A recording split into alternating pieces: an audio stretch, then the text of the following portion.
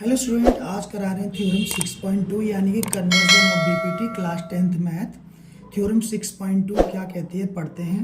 If a line divides any two sides of a triangle in the same ratio then the line is parallel to the third side.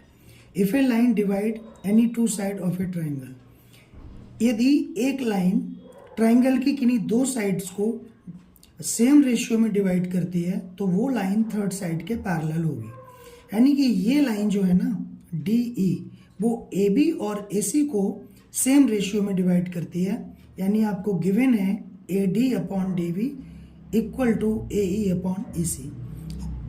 हम एक construction करेंगे, if D is not parallel to B सी।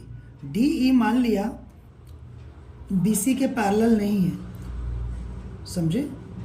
यदि D E B C के parallel नहीं है तो draw a line D E dash. तो एक लाइन हमने दूसरी डी ई डैश ड्रॉ की है जो बी सी के पैरेलल है। ये वाली लाइन हमने कंस्ट्रक्ट की है कि जो बी सी के पैरेलल है, ठीक है ना। हमने इस तरह से किया है ये। तो हमें प्रूफ क्या करना है, D E parallel B C. Proof करते हैं, समझते हैं, आप बने रहिएगा, आपको समझ में आएगा ही आएगा। तो in triangle A B C हमने जो कंस्ट्रक्ट किया है parallel line D E dash parallel B C. तो जब ये लाइन इसके पैरेलल मान ली हमने तो बीपीटी थ्योरम लगाएंगे बाय बीपीटी। तो बीपीटी थ्योरम क्या होती है, A D upon D B. याद रखना बच्चों, बीपीटी थ्योरम उसी में लगती है किसी ट्राइंगल में एक साइड किसी और साइड के पैरेलल हो तो इसमें हो जाएगा A D upon D B equal to A E dash upon E dash C. इसको नंबर 1 दे दीजिए। दूसरा आपको गिवन है ये, तो ये गिवन से एक इक्वेशन बन जाएगा A D upon D B equal to A E upon E C. ये गिवन हो जाएगा, ये नंबर 2 हो गया। तो कंपेयर कर दो क्योंकि इनकी लेफ्ट साइड सेम सेम है बिल्कुल। कंपेयर फर्स्ट और second. Compare first and second की कंपेयर करेंगे तो आपको पता है जब लेफ्ट साइड इक्वल होती है तो राइट भी इक्वल हो जाएगा। यानी कि ये वाली चीज इसके इक्वल हो जाएगी। तो A E dash upon E dash C equal to A E upon E C, ठीक है ना। अब हम यहाँ पे करते हैं इसको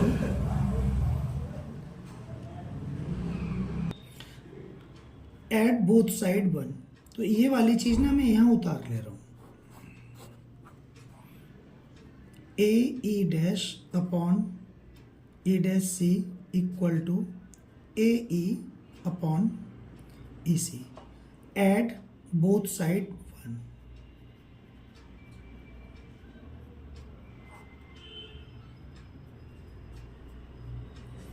वन को हमने ऐड कर दिया अब दोनों साइड।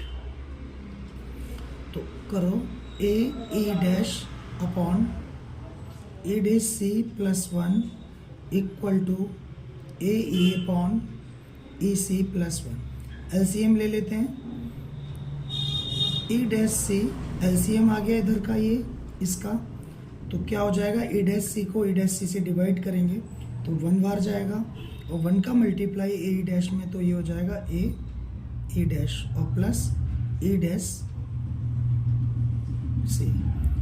ठीक इसी तरह से इधर भी करना है। ए सी एलसीएम ले लिया तो ए ई और प्लस ए सी,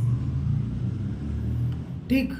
अब आप प्लस करो A E dash plus E dash C, क्या हो जाएगा देखो, A E dash plus E dash C, this plus this. तो ए सी लिख सकते हैं इसको, तो यहां लिख दिया ए सी और इसको E dash C equal to A E plus E C. A E plus A C, तो पूरा ए सी हो जाएगा ये भी, ए सी अपॉन ई सी। ठीक बच्चों, अब आप क्या करेंगे, ऊपर ए सी और ए सी है, इसको रेसिप्रोकल कर दो, उल्टा कर दो, ऊपर का नीचे और नीचे का ऊपर, तो E dash C upon A C equal to A C upon A C, और इसको ए सी से ए सी काट दो। ठीक है, तो क्या बचेगा, E dash C equal to E C. अब आप डायग्राम देखो जरा, क्या है, E dash C equal to E C. ठीक, तो E dash C, E dash C, E dash C और ई सी ये इक्वल कब होंगे बताइए, E dash C equal to E C कब होगा, ई तब होगा जबकि ई डैश और ई एक दूसरे के ऊपर आ जाएंगे, तभी उनकी बीच की डिस्टेंस सेम हो पाएगी ना। ठीक है ना, तो लिख देंगे this is only possible, this is only possible when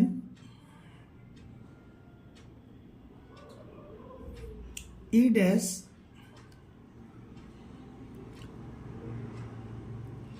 C and EC coincide, यानी coincide का मतलब एक दूसरे के ऊपर आएंगे, तो therefore यहाँ पे लिख दो, इसके बाद therefore, सॉरी ये ऊपर आता है, ये कुछ नहीं है, DE जब आपको E डैश और E एक दूसरे के ऊपर हैं तो D तो अपनी जगह फिक्स है, तो DE पैरेलल BC हो जाएगा। तो ध्यान रखना, किसी भी लाइन के पैरेलल जो एक पॉइंट से जाने वाली लाइन है ना, वो एक ही होती है, इसलिए ये E तो DE parallel BC, hence proved. तो आपकी समझ में आ गया होगा ये अच्छी तरह से। स्टूडेंट, ये क्वेश्चन 1 है एक्सरसाइज 6.2 का, ठीक है ना। तो इसमें आपको एक ट्रायंगल दिया हुआ है और DE पैरेलल BC दिया हुआ है, इसे DE पैरेलल BC, और आपको इस ट्रायंगल में AD 1.5 है, DB 3 सेंटीमीटर है, AE 1 सेंटीमीटर है, और EC को फाइंड करना है, और DE पैरेलल BC आपको दिया है। अब किसी ट्रायंगल में एक साइड के पैरेलल कोई दूसरी साइड है तो उसमें BPT लगा सकते हैं। BPT लगाने की यही कंडीशन है कि किसी ट्रायंगल में एक साइड पैरेलल होनी चाहिए किसी एक दूसरी साइड के, तो DE पैरेलल BC है, तो in triangle ABC DE parallel BC by BPT basic proportionality theorem. तो BPT क्या होती है, AD upon DB, AD upon DB equal to AE upon EC। ठीक, तो AD कितना है 1.5 और DB या BD कितना है 3 इक्वल टू AE है 1 सेंटीमीटर और EC हमें फाइंड करना है। तो एक काम करो, क्रॉस मल्टीप्लाई कर दो।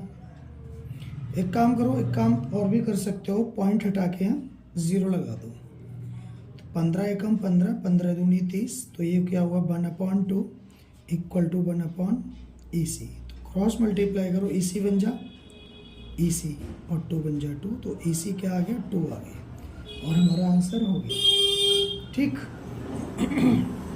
तो बच्चों ये क्वेश्चन नंबर 2 है, ये फर्स्ट था। तो इसमें भी ये भी आसान है, इसमें आपको फाइंड करना है AD, ठीक है ना, AD फाइंड करना है, और आपको DE पैरेलल BC इसमें गिवन है, तो इसमें बाय BPT कर देंगे, by BPT AD upon DB,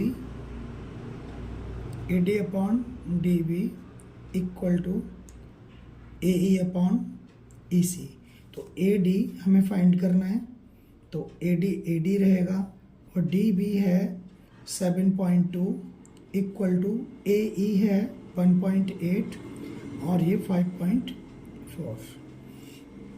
तो बच्चों ये क्वेश्चन कैसे करोगे? देखो, पॉइंट से पॉइंट उड़ा दो। पॉइंट से पॉइंट कैंसिल कब होता है? जब लेफ्ट की तरफ से पॉइंट सेम डेसिमल के बाद होता है, यानी 1 प्लेस के बाद है। ठीक है, एक पॉइंट के बाद 0 यहाँ है और एक पॉइंट के बाद 0 है, तो पॉइंट से पॉइंट हट जाएगा। तो अब काट दो। 18 की टेबल आती है आपको, डायरेक्ट काट सकते हो। 9 से चलो काट देता हूँ, या 18 से काट दो। 18 1 जा 18, 18 3 जा 54। तो क्या बचा?